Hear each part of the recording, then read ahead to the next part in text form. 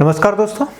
तो आज अपन एक नई क्लास के साथ में आपके साथ में रूबरू हो रहे हैं और आपको बता दूं कल ही वीडियो मेंस का जो सिलेबस आया था उसमें गणित के कुछ टॉपिक दे रखे हैं। तो उन गणित के टॉपिक को अपन एक एक करके डिस्कस करेंगे और आपको थोड़ा सा मैं बता दूं कि गणित के जो टॉपिक है तो कुछ तो आपको पता है कि अंकगणित के जो टॉपिक है आपने पहले पढ़ रखे हैं, लेकिन कुछ अलजेब्रा के जो टॉपिक जोड़े गए हैं बीज गणित के, तो उन अलजेब्रा के जो टॉपिक को उसके अलावा 2D के कुछ टॉपिक है उसको भी अपन एक एक करके डिस्कस करेंगे और प्रयास करेंगे कि सारी टाइप के क्वेश्चन आपको क्लास में करवाए जाएंगे और इसके अलावा प्रैक्टिस के लिए भी आपको कुछ क्वेश्चन देंगे। तो इस तरह से प्रयास करेंगे हम इस 2-2.5 महीने के अंदर जो गणित का जो पूरा सिलेबस है उसको अपन डेली इसको पूरा करने का प्रयास करेंगे और बढ़िया तरीके से समझने का प्रयास करेंगे और हर टाइप का जो क्वेश्चन है उसको टच करने का प्रयास करेंगे। तो आज की इस क्लास के अंदर आज अपन 2D और 3D के बीच में थोड़ा सा डिफरेंस को देखते हुए हम 2D की क्लास को थोड़ा सा शुरू करेंगे और आपका जो 2 डायमेंशनल है द्विविमीय, जिसके अंदर हम बात करेंगे वर्त की बात करेंगे, वर्ग की बात करेंगे, आयत की बात करेंगे। ठीक है, मेनली ये 3-4 टॉपिक है आपके सिलेबस में दिया हुआ है। तो आज अपन थोड़ा सा 2D को 3D के साथ में इसको कनेक्ट करके समझते हैं। तो देखिए सबसे पहले अपन बात करते हैं 2D और 3D क्या है। अब देखिए 2D की बात करें तो 2D के अंदर आपको पता है यहाँ पे दो विमाएं होती है, जैसे लंबाई और चौड़ाई की बात होगी। जैसे मैं बात करूँ लंबाई और चौड़ाई, और 3D की बात करें तो 3D में क्या होगा, आपकी लंबाई और चौड़ाई के साथ साथ ऊंचाई की भी बात होगी। ध्यान दीजिएगा, बहुत ही सिंपल है। आपको 2D बोले, जैसे मान लीजिए जैसे 2 अक्ष है, ये आपका x अक्ष है और ये आपका y अक्ष है। जब कोई आकृति x अक्ष और y अक्ष के साथ बनती है तो इसको अपन क्या बोलते हैं, 2D। जैसे ये ब्लैक बोर्ड है, इस पर अपन कोई आकृति बनाते हैं तो ये किस में बढ़ेंगे, आपके 2D में। मान लीजिए इसी को अपन तीनों अक्ष को लेकर बनाएं। जैसे मान लीजिए आपने आपने क्यूब बना दिया, घन बना दिया, तो घन आप जैसे ही बनाते हो तो ये आपकी कौन सी आकृति हो जाएगी, 3D हो जाएगी। तो इसमें आपका x अक्ष भी काम आ रहा और आपका y अक्ष भी काम आ रहा और आपका z अक्ष भी काम आ रहा। इसका मतलब लंबाई चौड़ाई ऊंचाई। तो कहने का मतलब ये है कि ऐसी आकृति जिसमें लंबाई और चौड़ाई हो वो तो आपकी 2D कहलाएगी, और ऐसी आकृति जिसमें लंबाई चौड़ाई और ऊंचाई तीनों हो और जिसको आप इस बोर्ड पे बनाना उसको पॉसिबल नहीं है। जैसे आपको बोल दे भाई इस पेन को आप ऐसा वैसा इस पे बनाइए, तो इसको ऊपर नहीं बना सकते। तो कहने का मतलब कुछ आकृतियां द्विविमीय होती और कुछ आकृतियां त्रिविमीय होती। अब देखिए 2D की अपन बात करें तो 2D अपने सिलेबस के अकॉर्डिंग देखा जाए वीडियो मेंस का, तो इस सिलेबस के अकॉर्डिंग अपन बात करें तो आपको बता दूं कि अपन सर्कल को पढ़ेंगे, वर्ग को पढ़ेंगे, इसके अलावा हम स्क्वायर को पढ़ेंगे, वर्ग को पढ़ेंगे, आयत को पढ़ेंगे। तो मेनली आपके सिलेबस के अंदर 3 टॉपिक है, वर्ग है, वर्ग है और आयत है। और 3D बेसिकली आपके सिलेबस में नहीं है, लेकिन इसमें अपन बात करें तो घन है, घनाभ है, बेलन है, ठीक है, आपका शंकु है, ठीक है, और गोला है। तो ये सारी की सारी आकृतियाँ क्या है, आपकी 3D है। जैसे आप कोई भी आकृति, जैसे घन बना दिया आपने, जैसे घनाभ बना दिया, तो ये सारी की सारी आकृति जिसमें आप तीनों लंबाई चौड़ाई और ऊंचाई तीनों की बात करते हैं तो ये आपके कौन से हो जाएगी, 3D हो जाएगी। जैसे बेलन है तो इस तरह से, ठीक है, और आपका शंकु है तो ये आपका शंकु इस तरह से, गोला है ये पूरा ठोस फॉर्मेट में होता है इस तरह से। तो कहने का मतलब जिसमें लंबाई चौड़ाई और ऊंचाई तीनों हो इसको अपन क्या बोलेंगे, 3D बोलेंगे। और जिसमें लंबाई और चौड़ाई का ही निरूपण हो, यानी x और y 2 अक्ष ही हो, तो ऐसी जैसे आपका ये वर्त हो गया, इसके अलावा ये आपका स्क्वायर हो गया और ये आपका आयत हो गया। तो आज अपन इस क्लास में थोड़ा सा डिस्कस करेंगे, 2D के संदर्भ में देखेंगे, क्योंकि 3D आपके वीडियो मेंस के सिलेबस में नहीं दे रखा है। 2D के अंदर आपका वर्त है, वर्ग है, आयत है, इसके अलावा और कुछ ज्यामितीय जो प्रॉपर्टीज दे रखी है उसके संदर्भ में अपन एक करके डिस्कस करने का प्रयास करेंगे। ठीक है, तो देखिए, तो आज की इस क्लास के अंदर अपन देखिए आपको बता दूं अपन 2D के अंदर 3 चीजें पढ़ेंगे, एक क्षेत्रफल निकालना, एक परिमाप निकालना, और एक जैसे वर्ग के संदर्भ में अपन परिमाप को क्या बोल सकते हैं, परिधि बोल सकते हैं, एक आपका वॉल्यूम। तो वॉल्यूम तो आपको ध्यान रखना, ये तो किसका निकलता है, 3D का निकलता है। ध्यान दीजिएगा, वॉल्यूम किसका निकलता है, 3D। वॉल्यूम का मतलब है कि किसी भी बर्तन की कितनी क्षमता है, कितनी कैपेसिटी है, इसको अपन क्या बोलते हैं, वॉल्यूम बोलते हैं। ठीक है, तो ये आपके सिलेबस में है नहीं 3D, इसलिए अपन इस आयतन की तो बात नहीं करेंगे, लेकिन अपन 2 चीज देखेंगे, एक क्षेत्रफल। और क्षेत्रफल का मतलब होता है, जैसे मान लीजिए 2 विमा अपन लेते हैं तो लंबाई और चौड़ाई को आप जब मल्टीप्लाई करते हो तो क्या आता है, आपका क्षेत्रफल आता है। जैसे अपन किसी रूप में उसको ले लें, ठीक है, चाहे वर्ग का लो, चाहे वर्ग का लो, चाहे आयत का लो। परिमाप का मतलब होता है टोटल लंबाई, इसका मतलब क्या है, टोटल लेंथ, आपकी टोटल लंबाई कितनी, इसी को अपन क्या बोलते हैं, परिमाप। ठीक है। और वैसा का वैसे ये परिधि का जो संदर्भ है इसको सर्कमफेरेंस बोलते हैं, और ये आपको याद रखना है वर्त का जो परिमाप होता है इसको अपन क्या बोलते हैं, परिधि बोलते हैं। तो थोड़ा सा आपको ये ध्यान रखना है। तो इस तरह से अपन क्षेत्रफल है, परिमाप है, मेनली इन दो चीजों को हर जो आपका 2D है उसके संदर्भ में इसको डिस्कस करेंगे। देखिए और इसके अलावा की जो यूनिट है, यूनिट की अपन बात करें तो क्षेत्रफल की जो यूनिट होती है या तो आपके आएगी सेंटीमीटर स्क्वायर में, या आएगी या मीटर स्क्वायर में, या फिर आपके आ जाएगी किलोमीटर स्क्वायर में। क्योंकि देखिए क्षेत्रफल का मतलब है लंबाई और चौड़ाई। अब देखिए लंबाई और चौड़ाई को आप 2 टाइम्स मल्टीप्लाई करोगे, ठीक है। तो आपके देखिए जैसे मान लीजिए सेंटीमीटर इंटू सेंटीमीटर करोगे तो क्या बन जाएगा आपका सेंटीमीटर स्क्वायर। मान लीजिए इकाई आपका मीटर में दे रखा तो मीटर को आप मीटर से मल्टीप्लाई करोगे तो क्या बन जाएगा, मीटर स्क्वायर बन जाएगा। तो यानी क्षेत्रफल की जब भी अपन इकाई की बात करेंगे तो हमेशा किस में आएगी, स्क्वायर में आएगी। इसी तरह से अपन परिधि या परिमाप की बात करें तो यहाँ पे जो इकाई आएगी ये या तो सेंटीमीटर में आएगी या मीटर में आएगी या फिर किस में आएगी, किलोमीटर। जैसे देखिए इसमें क्या होता है, परिमाप का मतलब होता है टोटल लंबाई। अब जैसे मान लीजिए मैं वर्ग की बात करूं तो वर्ग के अंदर कुल लंबाई का मतलब है ये लंबाई, ये लंबाई, ये लंबाई और ये लंबाई। मान लीजिए ये है आपका 10 सेंटीमीटर, कितना सेंटीमीटर है 10, तो ये 10 सेंटीमीटर, 10 सेंटीमीटर, 10 सेंटीमीटर और 10 सेंटीमीटर। तो इसकी जो टोटल लंबाई है वो कितनी हो जाएगी, 10, 10, 10 और 10। तो इन सबको आप जोड़ रहे हो तो ये टोटल कितना हो जाएगा, 40 सेंटीमीटर। मान लीजिए आप इसी वर्ग का आपको क्षेत्रफल पूछा जाता तो आप कैसे करते, तो आप करते भाई 10 इसकी लंबाई है, 10 इसकी चौड़ाई है, दोनों का आप मल्टीप्लाई करते तो 10 और 10 कितने हो गए आपके 100 हो गए, और साथ में आपकी इकाई सेंटीमीटर है तो क्या बन जाता है, सेंटीमीटर स्क्वायर। क्योंकि सेंटीमीटर का भी साथ में क्या हो रहा है, मल्टीप्लाई हो रहा है। तो इससे अकॉर्डिंग आपको थोड़ा सा इकाई का ध्यान रखना। और वैसे अपन आयतन की बात करें, क्योंकि इसमें केवल लंबाई और चौड़ाई की बात होती है, तो इसमें अपन बात करें तो इसमें लंबाई, चौड़ाई और ऊंचाई यानी तीनों का मल्टीप्लीकेशन होता है। आपका ध्यान दीजिए कि तीनों का क्या होता है, गुणा होता है। जैसे देखिए आप मान लो किसी का देख लो, जैसे मान लीजिए कोई 10 अपन सेंटीमीटर को 3 टाइम्स मल्टीप्लाई करेंगे तो ये सेंटीमीटर क्यूब हो जाएगा। और मान लीजिए इकाई मीटर में है तो 3 टाइम गुणा करोगे तो ये मीटर क्यूब हो जाएगा।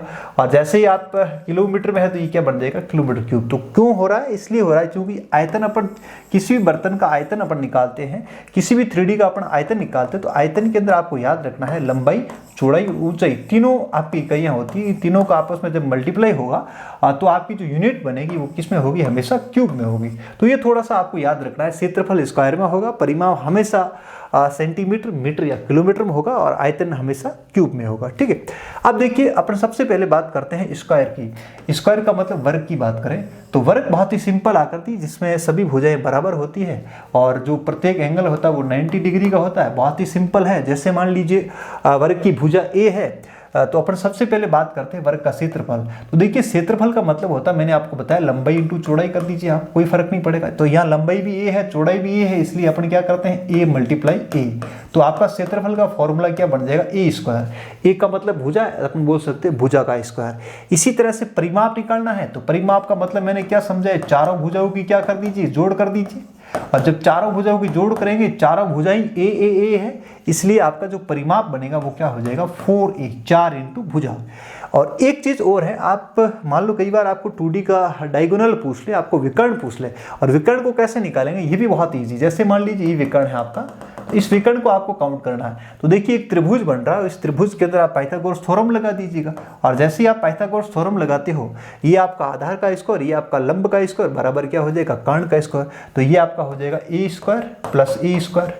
मान लीजिए मैंने विकर्ण डी मान लिया तो डी स्क्वायर बराबर क्या हो जाएगा, 2a स्क्वायर। और आप यहाँ से जैसे ही इस स्क्वायर को हटाओगे तो सामने क्या बन जाएगा, अंडर रूट बन जाएगा।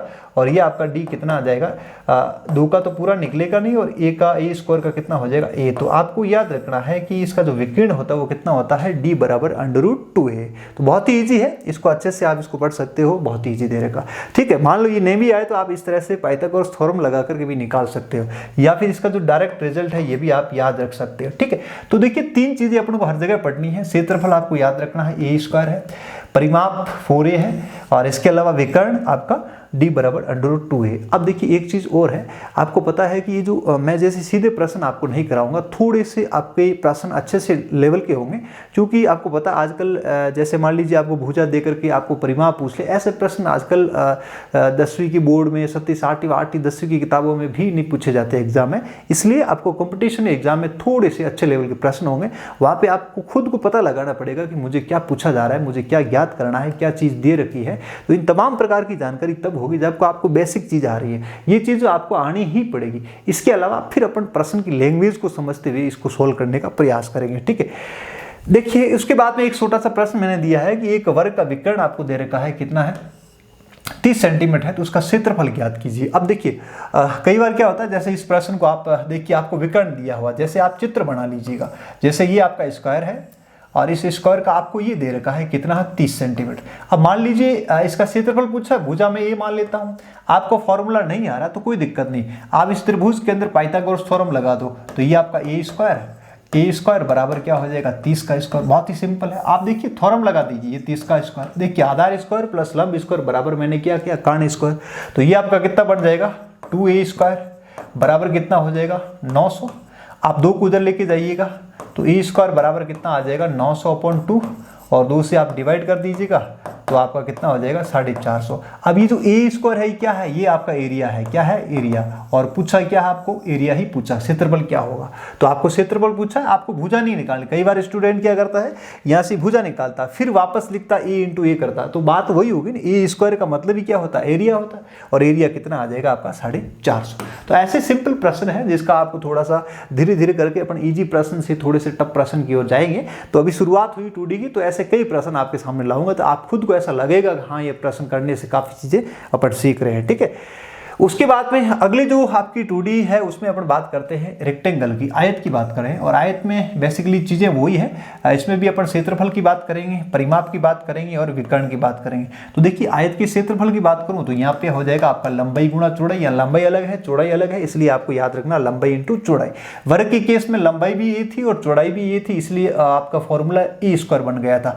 यहाँ पे आपको याद रखना लंबाई और चौड़ाई दोनों क्या है अलग अलग। अब देखिए परिमाप की बात करूं तो परिमाप का मतलब है सभी भुजाओं की जोड़। यहाँ पे आपका जैसे ये लंबाई है l, ठीक है, इसको मान लो ये आपकी लंबाई है l, चौड़ाई है आपकी b, ये l हो जाएगा, ये आपका b हो जाएगा। तो देखिए l plus b plus l plus b, चारों भुजाओं की जोड़ कर दिया आपने। अब l कितने हैं यहाँ पे 2, तो 2l और 2 ही क्या है आपके b, और 2 को आप कॉमन ले लीजिएगा तो आपका फॉर्मूला बन जाएगा 2l प्लस b। तो बहुत ही सिंपल है, परिमाप के केस में आपको सभी भुजाओं की जोड़ करनी है और फाइनल रिजल्ट आप ध्यान रखिएगा 2l प्लस b। अब देखिए विकर्ण की बात करें तो देखिए विकर्ण की बात करें, मान लीजिए आपको ये विकर्ण निकाला, तो यहाँ पर भी आपको क्या करना है पाइथागोरस थ्योरम लगाना है। कर्ण स्क्वायर बराबर क्या हो जाएगा लंबाई का स्क्वायर प्लस चौड़ाई का स्क्वायर, और इसका क्या बन जाएगा अंडर रूट बन जाएगा। तो ये आपका विकर्ण हो जाएगा आयत के केस में। और देखिए जब हमने वर्ग का विकर्ण निकाला था तो आपका लंबाई a थी और चौड़ाई b थी, तो a का स्क्वायर प्लस a का स्क्वायर 2a स्क्वायर, और फिर आपने इसको निकाला। तो इस तरह से आपको थोड़ा सा ध्यान देना है, चीज़ें वही है, चीज़ों को रटना नहीं है, समझ के आपको सारी चीज़ें हल करनी है। अब देखिए कुछ प्रश्न अपन सोल्व करते हैं। देखिए पहले वर्ग को देख लेते हैं, सर्कल, तो सर्कल भी बहुत सिंपल है। सबसे पहले बात करते हैं, देखिए सबसे बड़ी आपको पता है वर्ग की किसी भी परिधि की किन्हीं दो बिंदुओं को मिलाने वाली रेखा क्या कहलाती है जीवा, और सबसे बड़ी जीवा जो कहाँ से गुजरती है केंद्र से गुजरती है वो क्या कहलाती है व्यास कहलाती। तो जो आपका AB है ये क्या है व्यास है, और जब व्यास को मैं आधा कर देता हूँ तो क्या बन जाएगी आपकी त्रिज्या बन जाएगी, क्या बन जाएगी त्रिज्या। ये थोड़ा सा आपको याद रखना है। तो O से A से O तक की जो दूरी है ये आपकी त्रिज्या होगी, और यहाँ से यहाँ तक की त्रिज्या होगी, और ये आपका पूरा 2r होगा, वो आपका क्या हो जाएगा व्यास हो जाएगा, ठीक है। अब देखिए वर्ग के केस में अपन दो चीजें देखते हैं। सबसे पहले वर्ग का क्षेत्रफल, तो वर्ग का क्षेत्रफल क्या होता है पाई r स्क्वायर, और वर्ग की जो परिधि होती है जिसको अपन परिमाप बोल सकते हैं, परिधि का मतलब है ये पूरी लंबाई। आप यहाँ से देखिए यहाँ से यहाँ तक की जो टोटल लेंथ है इसको अपन क्या बोलते हैं परिधि, और परिधि क्या होती है 2πr। तो सिंपल से दो ये फॉर्मूले आप याद रखिएगा। आप फॉर्मूलों को अप्लाई कैसे करना है तो हम कुछ प्रश्नों के माध्यम से इसको समझने का प्रयास करेंगे। तो देखिए आपके सामने पहला प्रश्न है, एक आयत की लंबाई व चौड़ाई में आपको रेशियो दिया हुआ है, रेशियो कितना है 5:4 है। यदि क्षेत्रफल आपको 8000 वर्ग मीटर दिया हुआ है तो आपको निकालना है इसका परिमाप कितना होगा। देखिए ये प्रश्न आपको हल करना। तो देखिए सबसे पहले आपको क्या दे रखा क्षेत्रफल। तो देखिए जब भी आपको ये प्रश्न दिया हुआ तो दी हुई चीज को आप लिखना सीखिए। एरिया कितना दिया हुआ आपको, एरिया दे रखा आपको 8000। अब देखिए एरिया किसका है रेक्टेंगल का, और रेक्टेंगल का एरिया होता है आपका लंबाई इंटू चौड़ाई, और बराबर कितना दिया हुआ आपको 8000।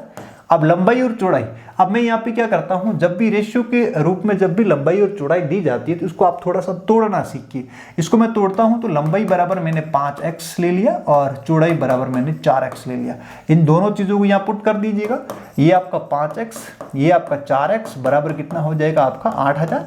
अब इसको आप हल करते हो तो ये आपका हो जाएगा 20x² बराबर कितना हो जाएगा आपका 8000। ये 20 को इधर लेके जाइए तो x² बराबर कितना हो जाएगा, ये आपका 8000 अपॉन कितना हो जाएगा, ये आपका 20, ये कट जाएगा कितनी बार 400 टाइम्स। और जैसे ही आप x² उठाओगे तो इधर क्या बन जाएगा आपका वर्गमूल बन जाएगा। और यहाँ पे x की वैल्यू कितनी आ गई आपके 20 आ गई। आपको क्या पूछा है, परिमाप पूछा है। इसका मतलब लंबाई कितनी हो जाएगी आपके, x का मान रखिए, लंबाई हो जाएगी 100 और आपकी चौड़ाई कितनी हो जाएगी 80। और पूछा है क्या, परिमाप पूछा है, तो परिमाप का फॉर्मूला 2 लंबाई प्लस चौड़ाई। ये आपका लंबाई कितनी है 100 और चौड़ाई कितनी है 80। तो आप इसको हल करोगे तो 180 और इसको आप 2 से मल्टीप्लाई कर दीजिएगा तो कितना हो जाएगा 360। और यूनिट क्या दे रखी है आपको, मीटर। तो ये आपके फाइनली किस में आएगा, परिमाप है तो किस में आ जाएगा, मीटर में आएगा। तो बहुत ही सिंपल चीज़ें हैं, ज़्यादा इसमें कुछ नहीं है। आपको जो जो चीज़ें दे रखी है उसको लिखना सीखिए। एरिया दिया हुआ, एरिया को लिख दीजिएगा। यहाँ से आपको पता है, फिर आप इस अनुपात को तोड़ोगे तो लंबाई बराबर 5x, चौड़ाई बराबर 4x और ये दोनों वैल्यू आप यहाँ रखोगे, x का मान आ जाएगा, वापस मान यहाँ पुट कर दोगे, आपके पास लंबाई और चौड़ाई आ जाएगी। और लंबाई और चौड़ाई आने के बाद में वापस से आप इसमें रखते हो तो आपका क्या निकल के आ जाएगा, आपका परिमाप आ जाएगा। ठीक है, मुझे नहीं लगता है इजी प्रश्न है, क्योंकि शुरुआत की हमने 2D की, तो अच्छे प्रश्न भी आपके सामने लाऊंगा। थोड़े से बेसिक चीज़ें शुरुआत हुई है तो इस हिसाब से अपन सरल से कठिन की ओर बढ़ेंगे आगे। ठीक है, चलिए अगले प्रश्न की बात करें कि 50 मीटर लंबाई और 40 मीटर एक चौड़ाई का एक आयताकार मैदान है और इस आयताकार मैदान के अंदर आपको पता है अंदर की तरफ 5 मीटर चौड़ी सड़क बनी हुई है। सड़क का क्षेत्रफल आप चित्र बना लो और आपका चित्र बनते ही आपका प्रश्न हल हो जाएगा। देखिए, एक इस तरह से एक आयताकार मैदान है, ये आपको आयताकार मैदान दे रखा है और इस आयताकार मैदान आपको बता दूं ये 50 मीटर और ये आपका 40 मीटर और इसके अंदर की तरफ आपको दिया हुआ 5 मीटर चौड़ी सड़क दे रखी है। ये आपके 5 मीटर चौड़ी सड़क दी हुई है। आपको क्या पूछा है, आपको पूछा इस सड़क का क्या निकालना, आपको सड़क का क्षेत्रफल कितना होगा। बहुत ही सिंपल है, आपको इस सड़क का क्षेत्रफल निकालना है। अब देखिए, जब आप चित्र अच्छे से बना लेते हो तो इसमें ज़्यादा दिक्कत नहीं आएगी प्रश्न को हल करने में। ये आपकी सड़क है, सड़क का आपको एरिया निकालना। ठीक है, तो देखिए इसके एरिया को निकालने के लिए आपको पता है अंदर वाला जो आपका रेक्टेंगल बन रहा है, इस अंदर वाले रेक्टेंगल की लंबाई और चौड़ाई का पता करना। तो देखिए यहाँ से यहाँ तक इसकी लेंथ हो जाएगी। अब लेंथ कितनी होगी आपको पता, 5 मीटर चौड़ा, तो 5 आपको इधर से माइनस करना, 5 इधर से माइनस करना, तो आपकी लंबाई में से 10 माइनस हो जाएंगे तो ये कितनी हो जाएगी आपके 40। इधर भी अपन चौड़ाई की बात करें तो यहाँ पर भी आपको पता 5 चौड़ा, तो 5 इधर से कम करना, 5 इधर से करना, 10 यह कम हो जाएगी, ये कितनी बन जाएगी आपके 30। तो बाहर वाले आपके रेक्टेंगल में से अंदर वाले रेक्टेंगल का एरिया में यदि घटा देता हूँ तो आपके पीछे क्या रह जाएगा, रास्ता। तो बाहर वाले रेक्टेंगल का आयत का क्षेत्रफल क्या हो जाएगा 50 × 40 माइनस अंदर वाले की बात करें तो 40 × 30। तो इसको आप हल कर लो, ये आपका हो गया 2000 माइनस ये कितने हो गए आपके 1200 और घटाते पीछे कितना रहेगा आपका 800। ठीक है, तो इसका जो एरिया आ जाएगा वो कितना आ जाएगा आपका 800 मीटर स्क्वायर। तो 800 मीटर स्क्वायर है वो किसका क्षेत्रफल है, इस रास्ते का है। तो बहुत ही इजी है, कुछ भी नहीं करना आपको। दोनों तरफ जो रास्ते की जो आपकी चौड़ाई दे रखी है उसको दोनों तरफ कम करना है। 5 इधर से 5 इधर से 10 लंबाई में से कम हो जाएगी, 5 इधर से 5 इधर से आपके 10 ही चौड़ाई में से कम हो जाएगी।